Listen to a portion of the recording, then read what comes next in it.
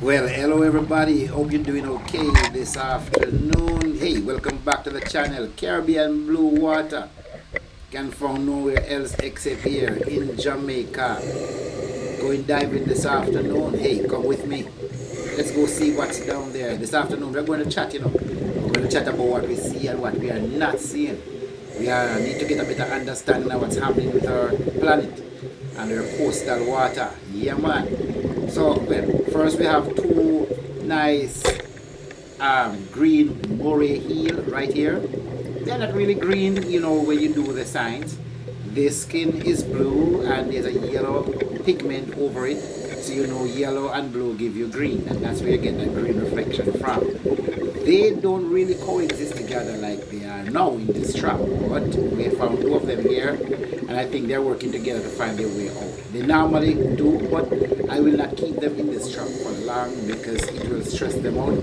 We do not kill them because we don't eat them, we don't sell them. They are very vital to the ecosystem.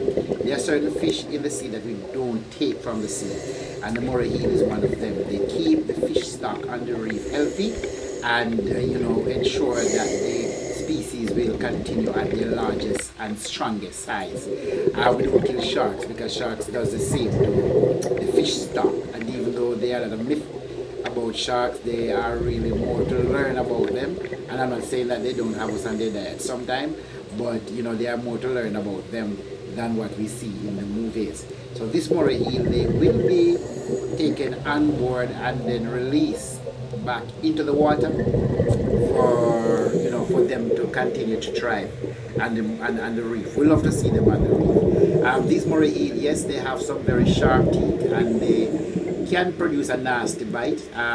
Large species, maybe 3 or 4 times larger than these, can exert a pressure of about 900 pounds per square inch. I mean, that pressure is even more stronger than what the strongest U.S. submarine boat can handle when it dives, because that can handle about 700 pounds per square inch.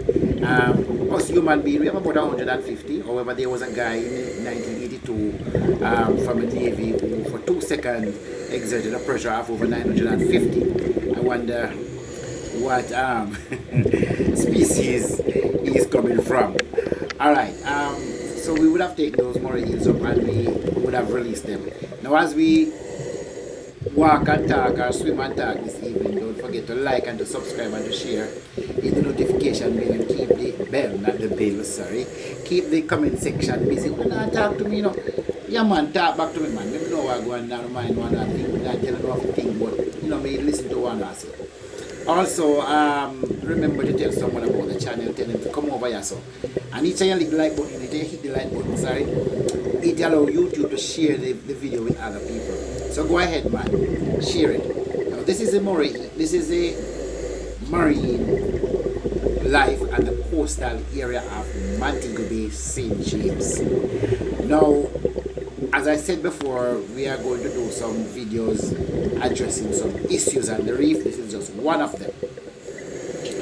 What you are seeing here is a lot of dead coral. What you are not seeing is a lot of live fish. In the backdrop there is a fish trap, and immediately I heard somebody say, yeah man, because I fish trap them now overfish the place. Well, that have something to do with it. Yeah man. Let me first address fisher folks. Fisher folks who do not use the standard, because you notice that fish trap is placed in the sand patch, not on the coral reef. So they are responsible way to fish. Fishermen who use substandard gears like mesh that is undersized, use dynamite and other, stuff that are not supposed to be used for fishing, or to get their license revoked indefinitely, taken out of the system, because it cannot be that the very thing that we intend to survive from are destroyed, and they should go to prison and pay a large fine. I am in support of that. When it comes on to conservation measures that are taken fairly, I am for it.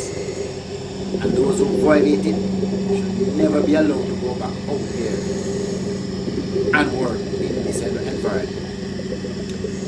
Now, so there are some fishermen who are irresponsible, and they do some crazy stuff. And even me sometimes, me feel that they forget all 120 years of prison, but the law says different. It say different. But it can't be that if you put them go need for no more fish later on in their life, grandchildren and great grandchildren, they have to go to a museum or one giant aquarium. And if they go buy fish for them, then they have to buy it from somewhere which bad rainfall, nothing I woods. And them fish are not too tasty. Anyway, one of the main reasons why you are not seeing any fish here is not unique to this area alone. Those who visit the Great Barrier Reef will not see a lot of fish. Those who fishing in the Bahamas will see a reduction in the fish. Those who even in Florida are having the same bad experience. But I can tell you though, that because of some conservation measures in these areas, you are seeing more fish than what you're seeing here. Because conservation method works. Now, what's happening here next?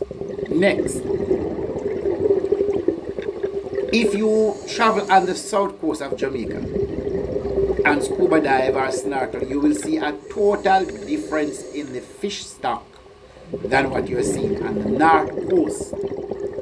There are two main differences that are at play.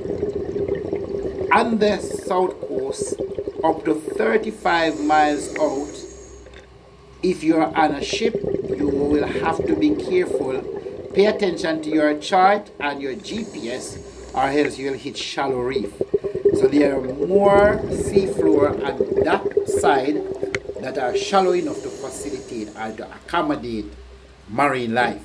The north coast, it gets deep quickly, less than a mile from shore. So there are a whole lot less of space to have fish. Now, the second thing that is happening here is that the south coast is less developed.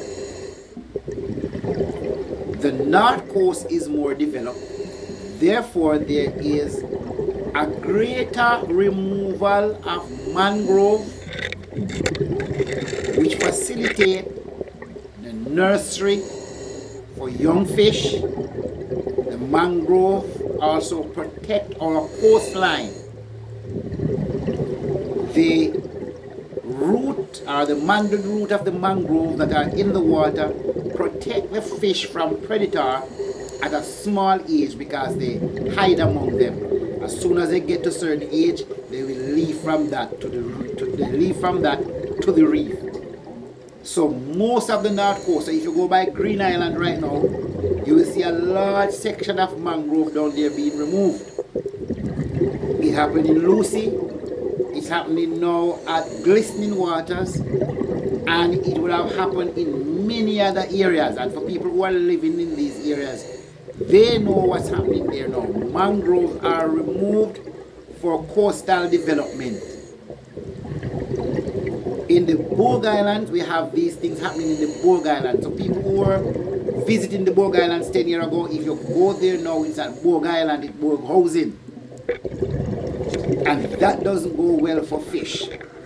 So where the fish breed no longer exists. Areas also on the north coast where, because we have the turtles that are protected species, fishermen catch them, but I believe that fishermen who catch them, if they are caught, they should be dealt with according to the full extent of the law. And that's why I said that when conservation measures are implemented in an equal way that is just, I support it. So the turtles, fishermen can't catch them, and they shouldn't catch them because they are banned, they are endangered. But at the same time, on the beaches that the turtles come to lay on a yearly basis have been sold out, and hotels are building up which means the turtles will no longer get to lay because tourists and workers and who knows what will be on the beach, and those laying area will be destroyed. If the turtles even make it into lay at night, the trampling and etc. will affect the eggs. Alright? Then, in the development of the coastal area, what you find also is that the seaweed is removed to facilitate swimming area, because the tourists don't want to go out where the grass is overlapping their foot.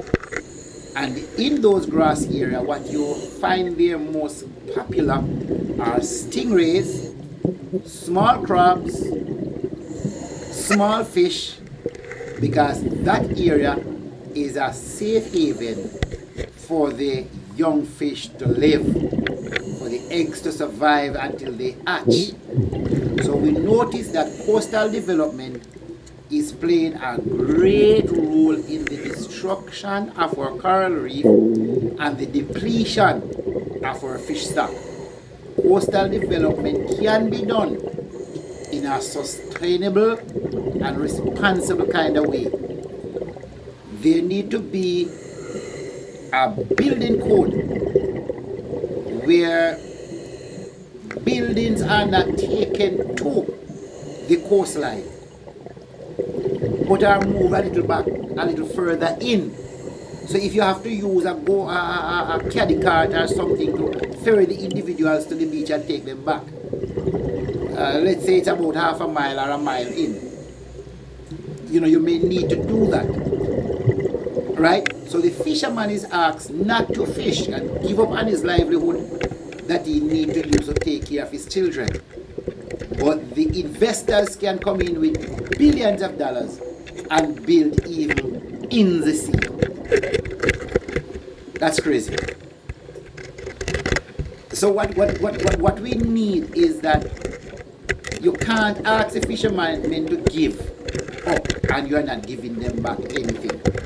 Now, when the buildings are built too close to the water, for those of you who doesn't know construction like those, you have to have manholes and drain pipe.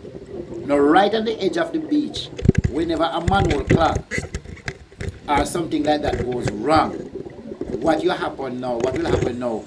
That wastewater immediately have no place for mitigation to prevent it from going into the sea. It immediately sweeps in.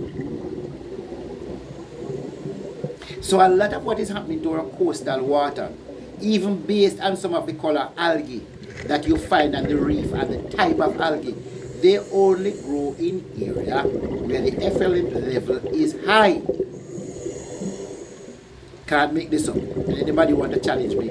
The science is there and the test of the water quality is there. And you can come with me because I can take you to places and show you what I'm talking about. Right? So internationally, not Jamaica alone, but internationally, there is a need for serious reconsideration of how we develop our coastline. Let me say this, that the coastline where the coral reef grow account for just about 10% of the entire ocean on this planet. And we know the entire ocean and the planet takes up about 70% of the planet is water. Only 10% of it is coastal water. And that 10% of coastal water live 90% of the marine life that are in the sea. Let that one soak in. You can't make this up. So we have to do what we have to do to take care of that 10% that houses 90%. People go beat me about that, so I am not calling any name because I know the YouTube policy. And when we get to our Patreon registration, then we will start to do some things over there on Patreon. And I'll send it to my TikTok or my something the page, Facebook or so on page, for you to get further detail on matters like this. I have a few more minutes left. So the sweeping of waste into our coastal water, not just Jamaica, the United States of America, most of you over there know that your water is not blue but brown. Because you come here on vacation just for what you're seeing now. But Jamaica need to take care that it doesn't happen like what is happening in the US and other large developed area or countries. We still have a lot we can save if we now take up start to behave in a manner that will facilitate the comeback of our coral reef. Fishermen and coastal developers, government entities, non-governmental organizations, citizens alike. As a matter of fact, I believe that this kind of education should be taught. That red algae you saw there, we'll talk about that one a little later on in another video. But this should be taught in school for our young people to understand what is happening. So of course, coastal development plays a great role in the depletion of our fish because the homes, the nursery are destroyed. Overfishing, of course, is there. Mitigation can be taken to resolve that. But we must also put in some measures into coastal development, that further development, the developers must understand that they must develop with our environment in line, in mind. This is fishing. This is our coastal water. This is where we make our living. We have to protect it. You understand? We can't lie down and silent and roll over for every little thing. Something must be done. It can be done. It should be done. And fisher folks, we must come together and see that it is being done. We don't have money, but we have unity. And if we unite, unity is strength. The coastal waters of our country are being spoiled by those who claim to be invested. So the well-being of our coastal water is sacrificed at the altar of economic development.